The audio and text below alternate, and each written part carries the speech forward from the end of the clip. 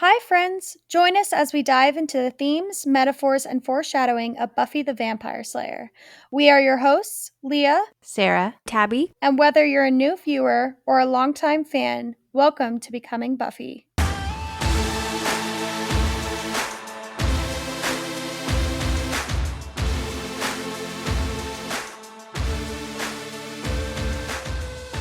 Hi guys, welcome back to Becoming Buffy, but also a big welcome to all the Scoobies who are here for our first Scoobies Secrets in a long time. I think it's been since the end of season 3 that we did a spoiler section. And then it was somewhere it was sometime before we did the prom that we did like a regular episode versus a season overview. But welcome, you guys. We're so excited you're here. Today, we are talking about Who Are You for our first spoiler episode. Next week or next time, we'll have Superstar, and then hopefully we'll move on from there. And, just a FYI, not every single episode will do spoilers just because I think there's some that aren't as heavily foreshadowing or there's not as much to talk about. But as much as possible, we will try to do them. And yeah, how do you guys feel about having spoilers back? It's crazy. I missed it. Spoiler section was always my favorite. Just because I feel like we didn't have to be as structured, we didn't have to be as like filtered. Um, because anyone who's in the spoiler section either doesn't care about spoilers or they already know, so they just kind of want to hear like unfiltered opinions. Um, and especially this season, it's been really, really hard not having spoilers Yes. because I mean, this is the first season that we don't have spoilers, but also this season it just like it's that weird in between season where we don't want to talk about too much stuff because it's also in the future, but like I don't want to bag on like Riley a lot, but then I'm also like, if you guys knew how Riley is in the next season, you would know that it's justified for me to be bagging on him that much right now because it all comes into play next season. Or like when Spike does certain stuff and you're like, this is really cool, but it also shows a pattern that will be, explored next season or in 2 seasons. Like this season has a lot of very, very small groundwork that I wish we could Mhm. have talked about, but that we couldn't. And so I just had to be like, that was an interesting choice for their character, and moving on. Making a mental note for the next time and being like, all right, well, when it finally gets there, I can be, haha, this is something I wanted to mention since back in season 4. Well, it sucks too because it's like half the time I'll be going through the episode and then I'll be like, oh my gosh, this correlates so well. And I see this clear, like, parallel to like a later season that's like, that I want to talk about. And then I'm like, okay, I just have to remember to talk about it when it pops up. And then I almost never do. And I feel like I've kind of gotten used to the format of just like the everyday or every week episode and then not trying to spoil it. But I don't know. I think it just like clicked right now. I was like, oh my gosh, we don't have to worry about that. We can talk You about can say whatever whatever we you want. want. But then I feel like we always end up just like rambling about some like random storyline, which is always fun too. Cause I feel like there is so much richness and then also a huge part of the show that is like I could pick one side subtopic in the show and then talk about it like for 4 hours just because I feel like this is a good and a bad thing about I feel like the Buffyverse fandom. And I feel like for a lot of fandoms too, but I feel like a lot of people get out different things in the show. Um and I feel like there are just a variety of different feelings about a lot like most even like the smallest thing I feel like everyone's gonna be on the same page about, there's gonna be people who have a strong opinion opposing that, which Mhm. makes it interesting. And I feel like I love like ambiguity in shows. I love stuff that you can read into, but then also on the other side, I'll be watching a show and I'm like, it's so clear to me that it's one way, like so clear. And then it gets so frustrating when I hear people I'm like, "Did we even watch the same show?" Yeah. But I just feel like it's fun that way, but also very frustrating. But then it's also such a good show to do a podcast on because we could sit here and then talk about all the different views on different episodes and characters and arcs and storylines and everything. So, there's just constantly something to talk about in this Yeah. show.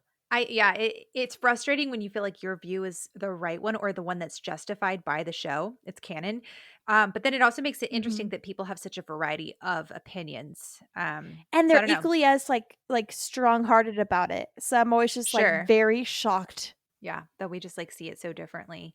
Um, yeah, and I think one of my favorite things about the spoilers that I don't know if we've necessarily talked about a lot is the fact that obviously we have yet to cover the events after this episode. We haven't delved into the end of season 4, season 5, season 6, season 7, all that stuff, and there's obviously a lot of controversial and big character moments, like, coming up. And our thoughts and opinions may change from what we say here, maybe on most likely on a small scale, but I feel like, and Tabby, I know you and I have talked about this, but like, I feel like my opinions on certain things in the show have changed just even watching it this Mhm. last watch, like, for the podcast. I feel like I've changed my mind on, like, smaller moments, maybe not necessarily big things, but I'm like, oh, and even just like being able to Mhm. see where they're going in the future and understanding character choices that are made.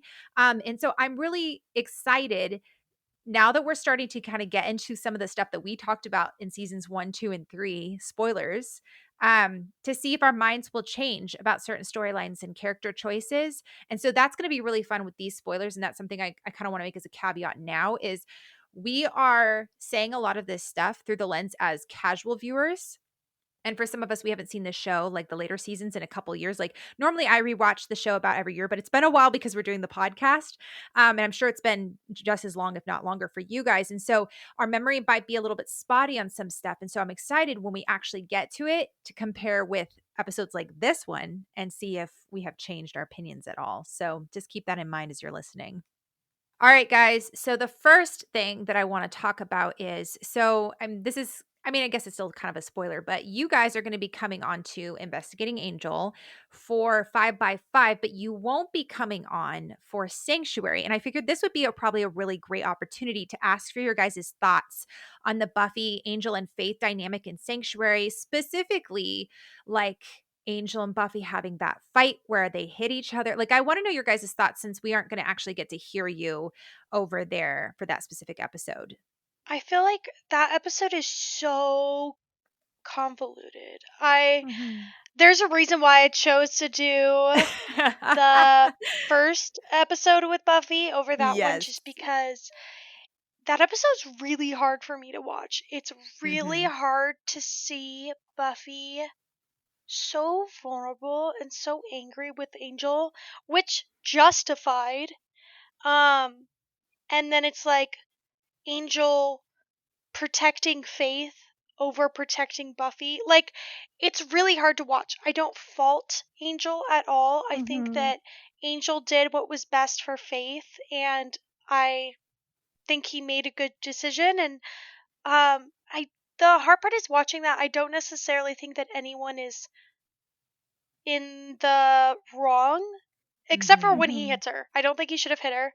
Um, but I think But that that could be explained through the supernatural part of the show. You know, yes, it's supposed to I'm be kind not of a saying, yeah, metaphor. I'm Yeah. not saying like he's an abusive. No, no, no. Like, Yeah, it yeah, was like yeah. he was trying to protect, and that was the way to do it. And it's very convoluted.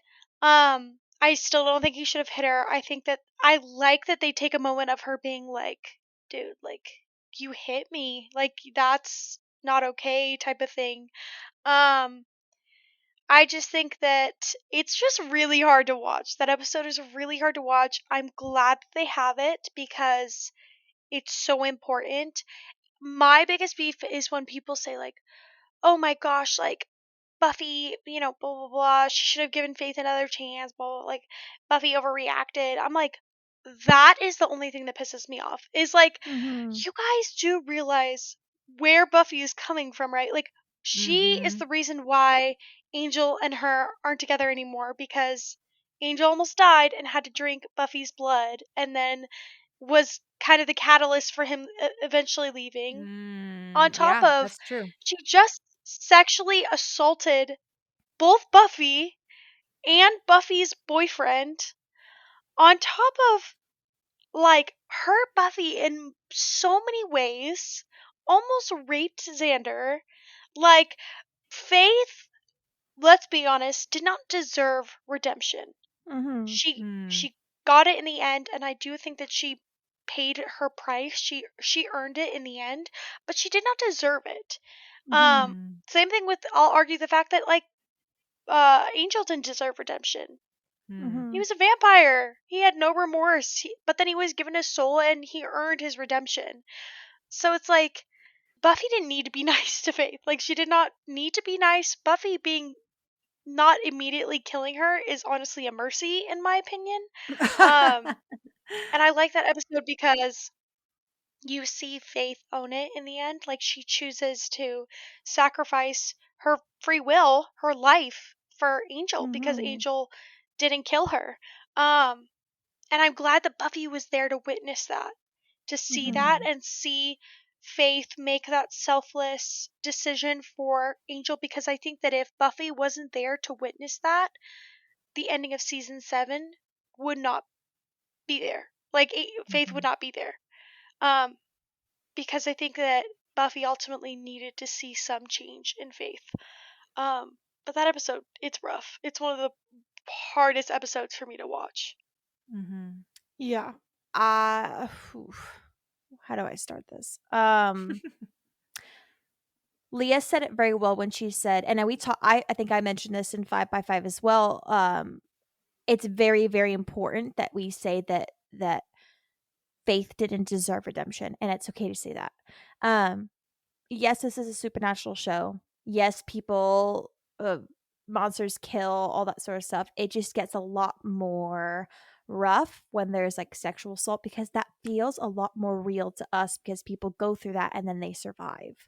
Whereas in supernatural shows, people dying is kind of like, it feels so like kind of, it's not a reality to us because, well, it's not a reality to us because that's a fantastical world. Whereas when you put in real human experiences that we go through and then survive it and have to live with it, that's something that's very different. If I die here in a car crash, I don't have to live and have to deal with it. But if I get R-worded, if I witness my family member get tortured, all that sort of stuff, it's like I have to live through that. And that's something that's very real, that a lot of people either have gone through or they have know somebody who has gone through something like that. Like, it's very, very, very prevalent. And it's very human. It's a very human experience to go through, as sad as it is. So we see a Faith character kind of literally go through everything that makes a person awful, both in a fantastical world and a human world. It's very hard to see. And I don't, I mean, I actually applaud the show for going there, because they're like, we heard about Angel's past and he did it for 200 years, and then he had a whole 100 years we didn't see of him just beating himself up and being in a depression, thinking he's worthless, eating the rats, like just like punishing himself for 100 years, which is just, oh my gosh, people just, I feel like there's so much that's untapped of Angel until you get onto his series and you see a lot of his flashbacks. But even still, then it's like there's this mental switch when you're watching flashbacks. It's different than seeing a character physically go through it, not physically, but in time go through it while we're watching them. We tend to have a lot more of forgiveness and empathy towards characters that say they've gone through it, and we believe them. And we're able to kind of look at it and be like, pat on the shoulder, amazing, lovely. But this, and I 100% agree. Sorry, we're taking up so much time, Sarah. But I think that the reason why why Faith can do such awful things to a character that does not deserve it, but you can still end the show with like a not even semi, but like a genuine like care and respect for the character, is because they have so many episodes and so much screen time, not on Buffy, but on Angel, dedicated to showing Faith's remorse. She takes ownership. She breaks down. She has genuine remorse, and you see her take practical steps to change. And I think that that's why you can end the show to Buffy. she's not quick to say sorry. It took her a long time. No, I'm saying but when she had that breakthrough moment when Buffy showed up, she apologizes to her. yes, Like yes. my ego And and my pride would still not be there. right, but I just think that it's like that's why you can end this show looking at a character like Faith and being like, I love you as a character because I've watched you make the most terrible decisions, but I've also watched you take ownership and accountability for them. And I think a bad example of a character kind of like having a quote unquote redemption arc, but it's not done well is people are gonna hate me for this, is Damon in Vampire Diaries. Yes. Because yeah, I agree he with this doesn't have take. a redemption arc. I know Really? people are gonna get mad at me. I like Damon, I do. But you have to admit, he massacres people, but he rarely feels remorse for it. It's always just kind of like, he'll be like, oh, I'm just a bad guy. Like, I'm just a bad guy. I'm trying to be better, whatever. But He's only soft he for never really Elena. he's only soft for Elena. He does terrible things. He doesn't have very many episodes of large remorse. And you don't see him try and change unless he is motivated by Elena, which isn't real change. Faith isn't motivated by anything besides just wanting to be good. And that's why you get to the end and you're like, I can love and root for a character like this because she's earned it. Whereas like you get to the end of Vampire Diaries, even with like at least Stefan really mourned it. And I actually prefer Damon as a character to Stefan because there's a lot of other issues with Stefan. But that's why it makes me mad when people say like Damon had such a good redemption arc. I'm like, no, he didn't. Damon didn't. You don't have to have a great moral compass, but don't act like he had a good redemption arc. He fell in love and wanted to be good for the girl he fell in love with. But honestly, it just kind of ended up making her moral compass less good. Like, Less that's moral? just kind of what it was. Less moral, yeah. Like, it just, they both compromised. That's what it was. Elena more so than Damon. I don't want to keep talking about this. I'm just saying, like, Faith's redemption arc is earned. And that's what makes it so beautiful at the end, is like they put in the work to make it worth it. Angel in Sanctuary, we know what Angel has gone through. We've seen lots of flashbacks. We've seen him try so hard to protect her. And what's so beautiful about the show Angel is that, like I think Sarah, you said in Superstar, the heart of Buffy is to save lives. The heart of Angel series is to save souls. And I love that. And I love the Angel spearheading the show Angel because that's his whole thing. Right? We saw him do that in Consequences with Angel. He almost got to her. He almost had that. And then, he gets interrupted. And I think I get Angel in Sanctuary and it sucks. And I get Buffy in Sanctuary and it sucks. This is just good writing. And it's a sucky thing for a viewer. And it's very well written because I'm going in, and this is what makes good conflict. Like, I don't want to be fully on one person's side all the time. I want to feel conflicted. I want to be angry and like, oh, because I'm like, oh my gosh, I love my girl Buffy. I will always be on her side. And oh my word, is she so justified. It's like we talked about this, I think in 5 by 5 where like people like Willow was so done with Faith, and she was justified to be so done with Faith. She didn't want her to be redeemed. She was like, get out of here, which is, that's fair. But then there's people like Angel, and I just applaud, and I love that about him, where he's sitting there and he knows exactly where she's at emotionally, and he's so protective over that because he's like, any moment she can crack, any moment she can go back, or this could be the clicking moment for her. And so he's like so protective of this fragile time with her right now. And so having Buffy come in, and Buffy being in her like rage and justice time, where Buffy's Female finally rage. clicked and is like, no, I'm no longer gonna give you grace. That's where Buffy's at. Which again, I keep saying this, but that's incredibly fair. It's hard to watch, and I think the whole Buffy hitting him, her hitting Angel hitting Buffy right back, is supposed to kind of show us physically where they're at emotionally with each other. It's the Absolutely. first time that both of them are like, clashing with each other. And I think it's well done. It sucks, but it's very well done. And that's all I have to say on the episode. Yeah. Yeah. And we a lot of the stuff that we're going to say here is stuff that you haven't heard yet, but we're going to talk about on, 5 by 5, and then Leia and I will talk about again in Sanctuary. But it's just the decision to have Faith have her redemption arc on Angel was one that I am just like, mwah, chef's kiss, so good.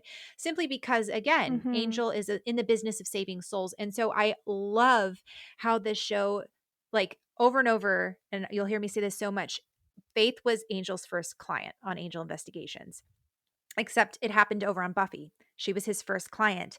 And that's when Wesley came in and like took over and ruined everything. But it's cool to see how Faith coming back onto Angel really there starts to be more and more parallels between Angel and Faith together. And it is so cool to see their journeys so intertwined. And I'm so excited for season 4 of Angel. I know no one ever says that, but I'm excited for when Faith comes back onto the show of Angel, and how we have Angelus back and we get to see Faith meet Angelus, and Faith is kind of wrestling with, have I changed? Am I different? Since I was in prison and all this stuff, and watching all of that and have it done through the episodes that Angelus is there is so interesting, because you get into the minds of both these characters. So I'm really excited to talk about that journey. But I kind of want to talk with you guys about season 7 when Faith comes back onto the show with Buffy. So it's very cool to see how Faith does embrace herself fully in season 7, in that she's not trying to live in Buffy's shadow. She's like, this is who I am. I'm unapologetically myself. And I'm now okay with the fact that I am not Buffy. There's no longer that rivalry between them, at least on Faith's end. In fact, it almost seemed like Faith was going out of her way to not step on Buffy's toes and to take over. And I know, like, I got to bring up empty places, but it is interesting how Faith, Leah, it looks like she smelled something nasty. It's interesting how Faith was the only one that stuck up, or somewhat stuck up, for Buffy in that episode, and was the only one that said, hey, whoa, like, I don't want this leadership position. She was not bagging on Buffy. She was not trying to take her spot. And it's interesting how when Buffy does get kicked out, and Faith is the only one that follows Buffy out and is trying to see if she's okay. And Buffy does not lash out at Faith. She says, take care of them. And there's that moment between them. Go ahead, Leah. I know you have things to say. I hate that episode. It is actually my least favorite episode ever, which I know is not unpopular. Thank God. No, I actually get heart palpitations. I can't do it. No, the rage I feel in that episode is probably Yep. like equal to a white man who punches holes in a wall. Um, it's just so, I hate that episode. And I think the fact that, like, the only person to come to her defense, the only person to kind of like extend the olive branch to Buffy is Faith, Because she is gets redeeming. it. Beautiful. It's redeeming for Faith, and I'm glad that they give that to Faith, because it shows that Faith has grown and has a respect for Buffy, because she knows the burden that Buffy carries. But the fact that it's Faith is just such a deep wound, because it's like Willow, you, Dawn, everything. Giles. Willow, Dawn, Giles, Xander, Anya, all these people. I'm like, Buffy has saved you guys, especially Anya. I'm like, girl, you should be dead. You should be dead. But Buffy did not kill you. You're welcome. Like Xander, I'm like, Xander, Buffy could have cut you as a friend so many times, but she didn't, because she understood that mistakes happen. Willow, I'm like, girl, you almost killed the whole world, and Buffy is still your friend. It just, I can't. I actually don't want to talk about it anymore, but it's just infuriating that Faith is the only one to stand up for her. But it's also good in a way, because it shows that Faith genuinely understood Buffy in a way that she hadn't before in the show. Do you guys think that by the time season 7 comes around that Buffy has forgiven Faith? I think she's guarded, but I think that she can sense a difference. I think that she's forgiven her, but she doesn't fully trust her. I don't think she'll Sure. ever fully trust Faith, or at least that we've seen. I think that even the fact that Buffy allows Faith to be in her vicinity shows that she forgives her. Mm, Um, yeah. but I think the only reason why she was even allowed in her vicinity is because Buffy loves and trusts Angel, and I think that she trusts that if Angel trusts Faith, that she's able to be around her now. Yeah, I'm curious to go and watch those episodes again because I think I think there's always going to be that deep wound there. I don't know fully if Buffy no, I do. I think by the end Buffy has forgiven Faith. I think it's less of a forgiveness and more of like a moving past. In the words of the great Taylor Swift, it's not a I haven't forgiven them, it's a I just don't think about it anymore. I've moved past it. And Exactly. I don't know that that necessarily 100% applies to It's Buffy because I do think indifference. I'm just Buffy has kidding. a big heart. Yeah, yeah. Um, I think by the time we get to season 7, Buffy has so many other things to think about and worry about that it's all just kind of back in the rearview mirror. And like you said, I think she just doesn't trust Faith. But I will say there's some amazingly significant moments with Faith and Buffy in season 7, especially towards the end. And we'll talk about it when we get there. I mean, we all know that by the time we get to the end of the show, there's precious few moments between Buffy and the Scoobies that are actually really good, especially after the events of Empty Places. But I will say the one character that has amazing moments with Buffy, and I feel like we get good closure on, is with Faith. Um, like we have that moment when Buffy finds the scythe and goes and finds Faith after she was drowned, and we have that moment where they have the scythe and Faith grabs it and says it feels powerful. She goes, it feels like it's mine. And then she looks at Buffy and goes, well, I guess that means it's yours. That part is significant, showing that Faith no longer, like, she probably wants that responsibility, longs for that role because she's a slayer. That's ultimately in her blood. But she's accepting of the fact that this is Buffy is the slayer. But that moment when Buffy gets stabbed in Chosen, who does Buffy pass the scythe to? It's Faith. And I think that moment was the ultimate like olive branch between the two of them. That moment was the one we were like, okay, Buffy truly has moved past all of this. And then the look on Faith's face was, this is huge. I'm about to take on this burden. I'm about to take on this mantle. And I, for the first time, recognize the cost of it. And I think Faith wouldn't have recognized that cost if it wasn't for the events of Empty Places. And I know we hate that, but Faith had to be in charge. And I think it's sucky the way they put her in charge. They could have done it a different way. But Faith had to be in charge and she had to see what Buffy had to go through. And she says so to Buffy. So the moment that we have the scythe and then Faith going around and Faith attacking, and then Faith gets tackled by all those vampires, and she immediately throws the scythe to Rona. There's no thought in her mind of like, no, I'm going to try and hold on to this. Like, I think there's just little moments like that that you look at and you're like, Faith has come so far from the power hungry girl who just wanted her own place in this world to the point where she was willing to take other people's places. To a girl so self-assured with who she is that she was confident and she was willing to step in if needed, but she was also okay with staying back on the sidelines. And so I just think that I don't know. Find a better character arc in the Buffyverse apart from Faith. I truly believe Faith's character arc is possibly the best one of at least Buffy, maybe even Angel. Wesley might rival, but I think Faith might be better. So I feel like hers is just the most complete. you walk away with a satisfied feeling, and like her story, there probably was more they could have told, but you walk away going, yeah, I saw the entire like beginning, middle, end of it all. Also just a testament to the writing for her character specifically is the fact that we had such little time in retrospect, and we feel this way, but I also look on it and like, oh, I just want more. Like, are we Yeah. like compared to the entirety of both series, I like we didn't get much of her and yet we feel this way about her character, and I just want way more of redeemed Faith. If the Yeah. entire 7th season was redeemed Faith, my goodness, it probably would be so much better. Guys, Yeah. oh my word, why did I just say that? I'm offending myself?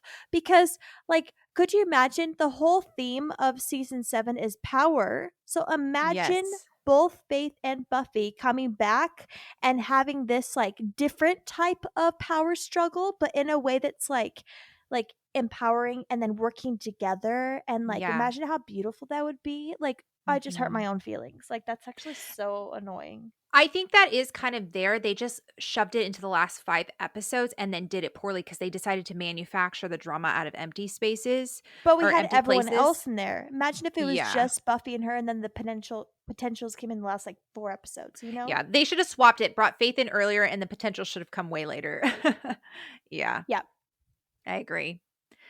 So the last thing I wanted to say about that was I think it's incredibly significant, and I've said it before in my episode about the season 3 finale where I talk about shared power and how that's a common theme throughout the entire series.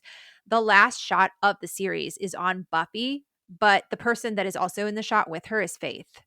And I think that again is so significant. I really love that they made that choice. All right, so the next thing I want to talk about is Riley and Buffy. So, this episode, Who Are You, is significant because Riley tells Buffy that he loves her.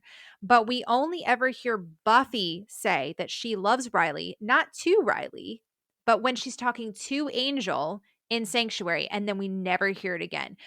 This might be, I know we're still going to get there, and this might change over the course of the rest of season 4 and season 5, but do you guys ever think that Buffy ever loved Riley? Wah, wah. I don't think he did. She did, personally. Okay.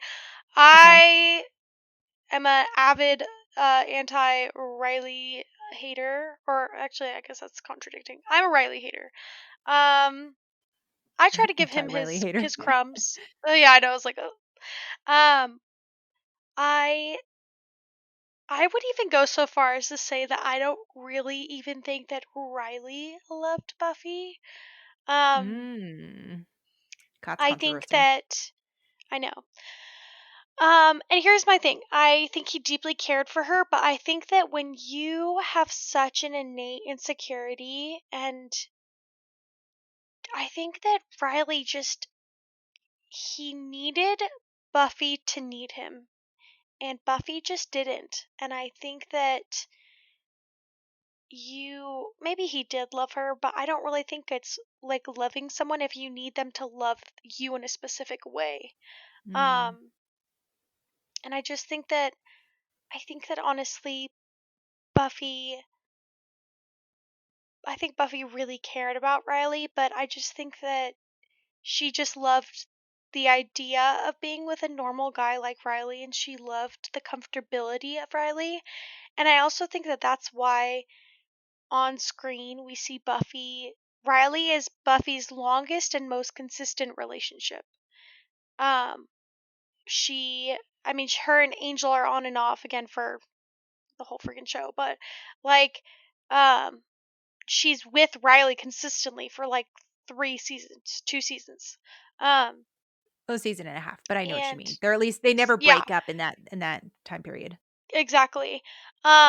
And I think the reason why that is because Buffy's life was so crazy in seasons 4 and 5 that the idea of having a stable boyfriend was just so easy and convenient for her.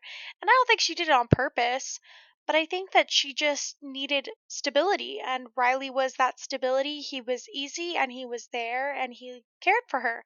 So she desired to care for him, and I ultimately think that's why she lets him go. Like, he leaves, and yeah, she kind of chases after him, but it's like it takes her it takes convincing for her to go after him. You know what I mean? Yeah. Like, Yeah. if that was Angel, there would be no conversation. She would be there. Like, I just think that and we honestly don't even really see her mourn Riley very much when he's gone. It's like more of like hints of like, oh yeah, Buffy's going through a breakup. Like, it's not like she's shattered. You know what I mean? But no, I don't think she loved him. I think that love is a very complex thing. I don't think that they were true Very love diplomatic. pairs. No, I'm gonna get into it. Um, That came out way more aggressive than I thought it was going to. It's Sometimes okay, I know what you my mean. tone of voice comes out, and I never mean it to be like that. It just sounds way more aggressive than I I didn't mean think it it to was be. aggressive. It's okay. You're Sorry. Well, and fine. I think it's funny too because all of us are aware that it's not aggressive. Well, me and Sarah are aware it's not aggressive, so we I don't know. address it. We're like, oh, okay. But then sometimes I listen back and I'm like, I literally sounded so mean. Because like Sarah will say something and I'm like, okay, Sarah. Like, but I'm genuinely being like, okay, Sarah, like, like I'm chilling. Yep, yep. And they know that, but then I forget that there's like, other people that listen and I'm like, they have no idea what I mean. I think it's hard with siblings because, like, they know y'all know I'm not meaning to sound like that. It's just you feel so comfortable around siblings. Like, I don't know. If this was like people other than like my sisters, it'd be very my tone of voice would be way different just because I'm like, oh, like it's other people. Well, But okay, you all, we keep also getting DMs from people saying that they have just found out they've been listening for 3 seasons and just found out we're sisters. So I'm thinking at some point that's crazy. yeah, we need to re-record our intro and we're going to say that we're 3 sisters or something like that. And I'm going to have each of us have a part in the intro so people can hear our voices along with our names a little bit more cuz people are still confused about who is who. And then when they find out we're related, they're like, that's why I can't tell the difference between you 3. I can't believe that they think that I would be that rude to people that I'm not related to. Like, what? Anyway, what was I saying? Oh, is Buffy in love with Riley? Okay, again, love is a very complex thing. So I think you can love somebody for where you're at emotionally and mentally at the time. And I also think that there's a difference between like a big love of your life and like the love of your life and or a real love, and then somebody that you deeply loved but it wasn't like the relationship that clicks for you. It isn't the relationship that feels like home. It isn't the relationship that's like best friends.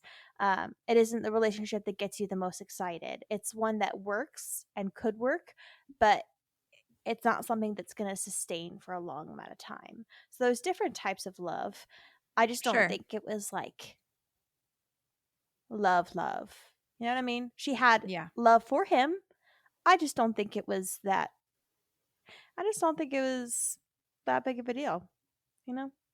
Yeah. It was it. It wasn't it, you know? Right. I mean, so she never says not only does she never say I love you to Riley, but she goes out of her way to not say it.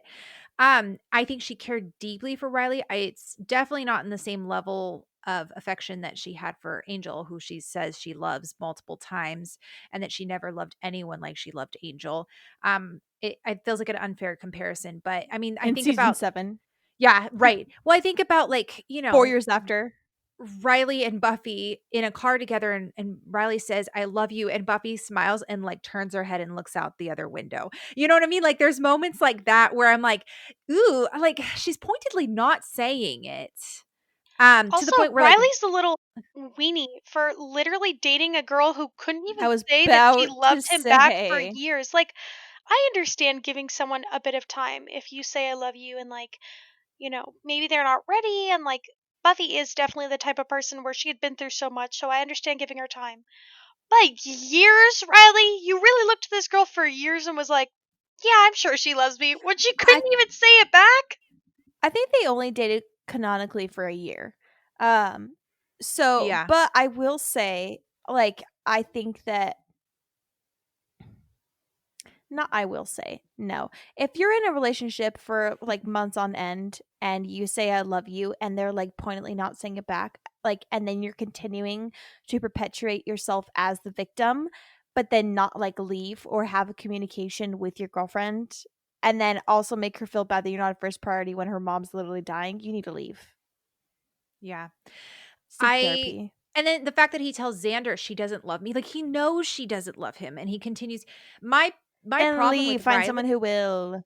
Yeah, my problem with Riley and, like, maybe we'll go back and talk about Doomed because spoilers with that one, I was, like, dying inside because there's so much to say, but, like, the fact that Riley's basically bullying her into a relationship that she's not sure that she wants and then gets frustrated at the end when she's not fully committed to the relationship like he is, I'm like, Riley, what did you expect? It's almost like Riley Mhm. fell in love with the type of person that he made Buffy into this person that she never really was. He wanted her to Mm. be like more open with him, more vulnerable, more dependent on him, which those things aren't necessarily bad. That's how she was with But Angel that's and what I'm he was with saying. her. That's why I don't think that Riley genuinely loved Buffy, because what he Yeah, desired out of her and what he wanted from her was never really Buffy. Like, Mm. he just wanted her to be exactly. like this sweet, submissive, like girlfriend who could just kind of play the like girlfriend, like like his role is,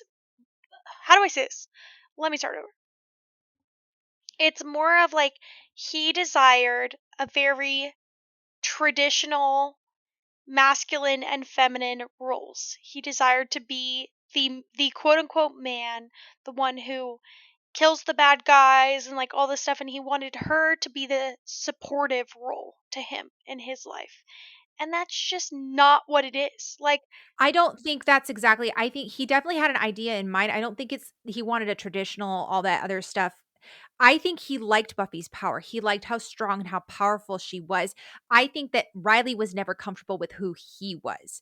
And he was always comparing himself. And we'll talk about this when we get to the Yoko factor. I firmly believe the Yoko factor is where Buffy and Riley, their relationship severs to a point that will never go back again because Riley compared himself to Angel and then afterwards continually brings up how he's not as good as Angel or brings up Angel and even though Buffy never brings him up and never compares the two of them, Riley does. And so I think it's more of an insecurity on Riley's part that he does not measure up to who he thinks Buffy should want, even though Buffy shows that she's like fine with who Riley is.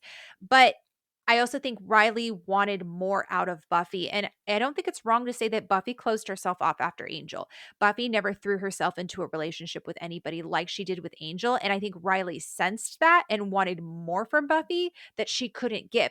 But again, Buffy was 100% upfront with that from Doomed, from the moment the relationship started, when she said, I can't do this again because of what happened. Riley refused to even listen to what she was saying, gaslights her, and then bullies her into the relationship. What did you expect, Riley? I agree. I think that I'm not going to say that the issues in their relationship was 100% Riley. I think that Buffy definitely closed herself off, but I also think that was like Buffy, I don't ever think that Buffy should have dated Riley. I think that it wasn't the best decision for her. I think she wasn't ready to date anyone. Mm-hmm. And I ultimately think that Riley didn't want to hear that, and he chose not to hear that, and ultimately got Yes. bit in the butt because of it. Because then he was a year down the line and was like, "Why is she not giving me what I want? Why is she not blah blah blah?" So I'm gonna go Right. seek it from other things. And I Yeah. just think And that it's that's where what you were yeah. saying, Leah, about how he had this love and affection for the person that he wanted Buffy to be, but not who she actually was. And so, yeah, then at that point, it's like, Yes. does he actually love Buffy or does he just love the idea of Buffy that he has in his head? Yeah, I agree with you. Okay. There's a couple small things like Tara's ability to sense Buffy's aura is interesting because she's the one that Buffy asks to check and see if she came back different or wrong in season 6. We see a very kind and empathetic and sensitive side to Tara that continues on for the rest of the series, to the point where like Buffy trusts her enough to open up about all the stuff with Spike. Speaking of Spike, all right, let's talk about that Faith and Spike interaction that happened in this episode because that's kind of like the big thing that most everybody seems to remember. Leah, you mentioned a long while back when we were still doing the spoiler section that you were wanting to pinpoint the moment where Spike's infatuation with Buffy turned sexual. I think this might be that moment, based off their interaction in the next episode, It's Superstar. because he thinks that she is making it sexual. Yeah. I was just gonna say, I don't think that Spike ever really thought of it that way. I think he always just thought of it as like, I mean, when he first comes, he definitely has some sexual innuendos with Buffy, but I think that's more because he viewed her as prey, and he kind of always had that like sexual thing with his prey. That sentence out of the context of this podcast would sound so weird. Um, but um, I think that this was the first time where he really felt like Buffy at all reciprocated that.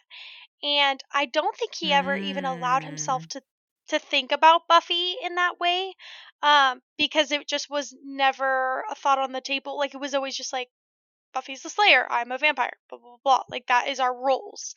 And so I think that once Faith kind of unlocked that idea in his mind, it was like, oh shoot, like, that would be crazy. Like, that type of thing. Mhm.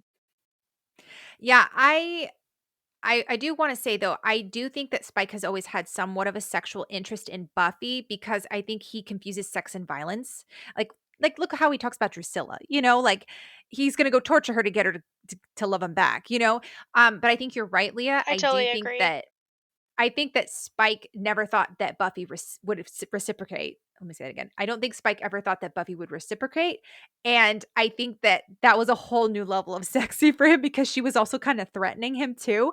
So, I mean, like, I think there was like that idea of he just got 10,000 times more turned on, that like sexual frustration. Um, but Faith and Spike's very flirtatious meeting in Dirty Girls, in season 7 is where we learn that Buffy told Spike that it was actually Faith off screen, and Spike mentions that to Faith. And I wish we could have heard that conversation on the show, because I think that would have just been really interesting. But also, Buffy walks in on that conversation and instantly bristles and is probably remembering enemies with Faith and Angel, and then this episode with Riley, and instantly assumes that Faith is trying to come on to Spike. And so I just like that little bit of continuity there. And everyone's all like, oh my gosh, Buffy's always so jealous and everything. And I'm like, guys, are we watching the same show? It's not jealousy. It's insecurity because of Faith and the past It's pattern of PTSD, behavior. bro. It's not Yeah. jealousy, it's PTSD. Right. Like, sorry, but if someone literally pretended to be in my body and slept with my boyfriend, yeah, I'd be nervous every time they were around someone I was having sex with. Sorry. So in the spoiler-free episode, I had talked about how Willow introduces Tara to the friend group through the bronze, and at the bronze, kind of showing how she uses the bronze as a barometer for her coolness. And we had also talked about how Nerf Herder, the band that plays the intro for Buffy the Vampire Slayer, they play live at the bronze only twice in the series, and this episode is the first time. The second and last time they play is in Empty Places, and it's the episode where Faith takes all the potentials to the bronze and Buffy gets really upset and angry, and then there's that mutiny, and we all know what happens there. But one of the interesting things is that is the last time that we ever see the bronze on the show, and it's also the last band that we ever see playing in the bronze. And there's like that funny moment where one of the band members says that like it's always weird playing in one of these smaller towns because like there's always vampires or something. Like they make like a fourth wall break showing that the band is aware of vampires. But it's just interesting that Nerf Herder, Buffy's band, is the last band to play on the show. And then also, I kind of hinted at this in the spoiler-free episode, but we talked about how there is an episode that Willow also goes to try to prove her coolness. And it's the one where, I don't remember the name of it, but it's the one where she goes with Amy and they are playing around with magic. Oh. And also like when Oz was the band singer at the Bronze, she was like, I'm Yes. dating him. Like he's in the band. It's Exactly. always been about like Exactly. the cred there. Or even if you go back to the first episode, like that's the moment that she seizes the day, that she like takes everything like into her own Yes. hands.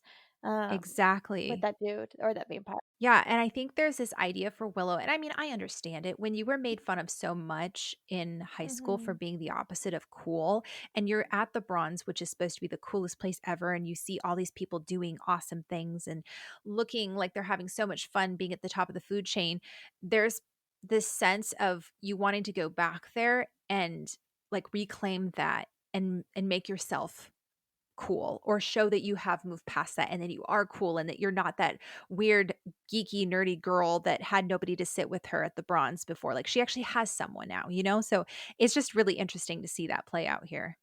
All right, and then there's the similarities to Dead Things when Buffy beats Spike, saying there's nothing good or clean. When it's obvious she's referring to herself. That's very similar to Faith beating herself in Buffy's body.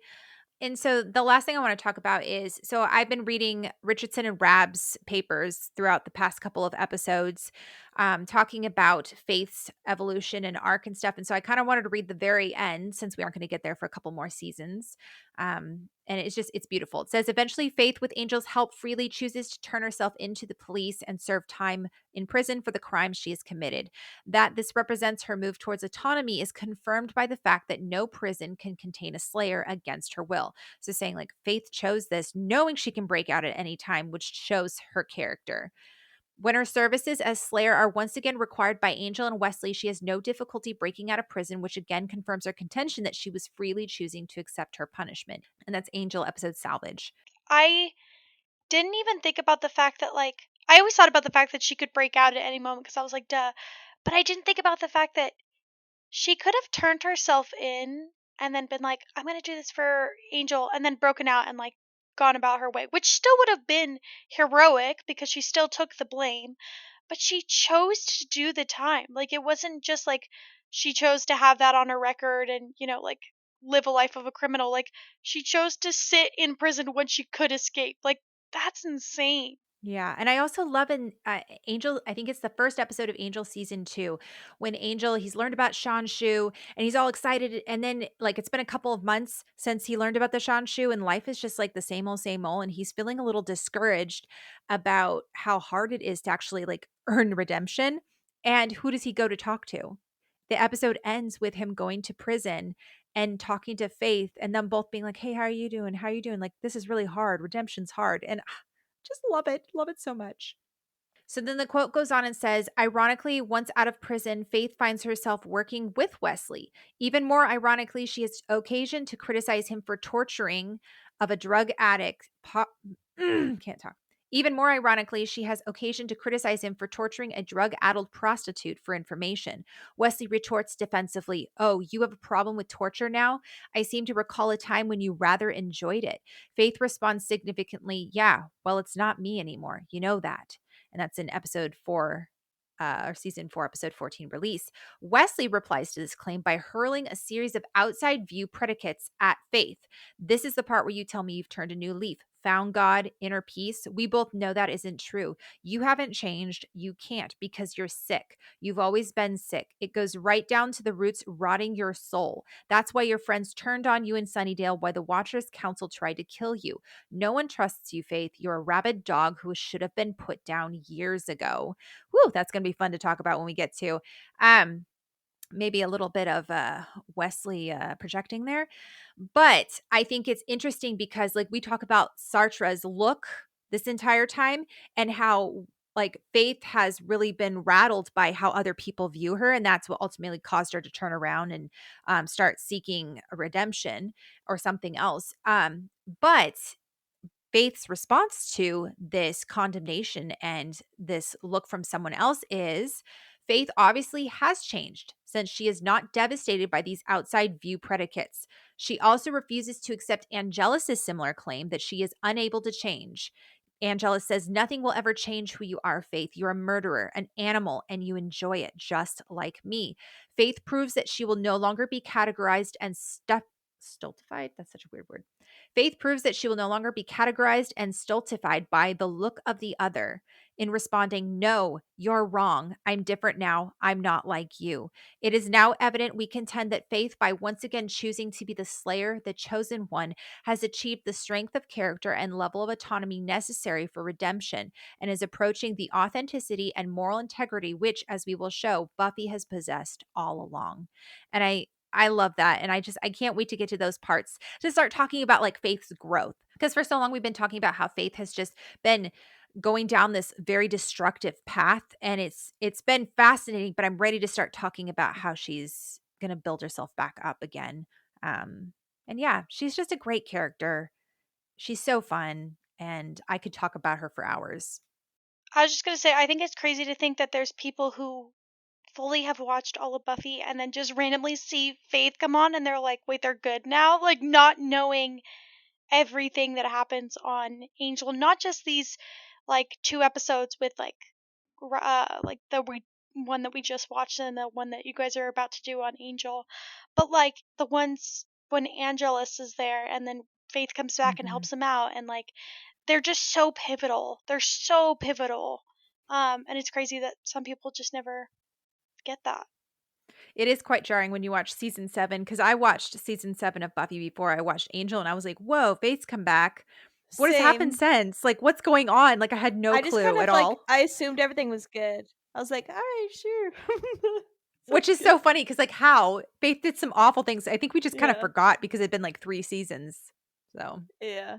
all right. Well, that's all we have today for spoiler section Scooby Secrets. Who are you? Come back next time to hear us talk about spoilers for Superstar, which I'm really excited because, well, I guess it's not super unsurprising. There's just a lot to talk about with that episode. A lot of like small character moments and foundational stuff that's being laid in that episode, even if the overall plot is not, Yeah. super great. But And Jonathan. yes, Jonathan, for sure. So, as always, guys, thanks so much for listening. Thanks so much for being a part of our tier, our Scooby Secrets. We hope you enjoyed this. And as always, guys, you know where to find us: Instagram, TikTok, Tumblr, Becoming Buffy Podcast. Email us your guys' thoughts. If you ever want us to discuss something special on Scooby Secrets, definitely let us know. You can email us at becomingbuffypodcast@gmail.com, or you can message us here and buy me a coffee. Thanks so much for your guys' support, and we will talk to you next time.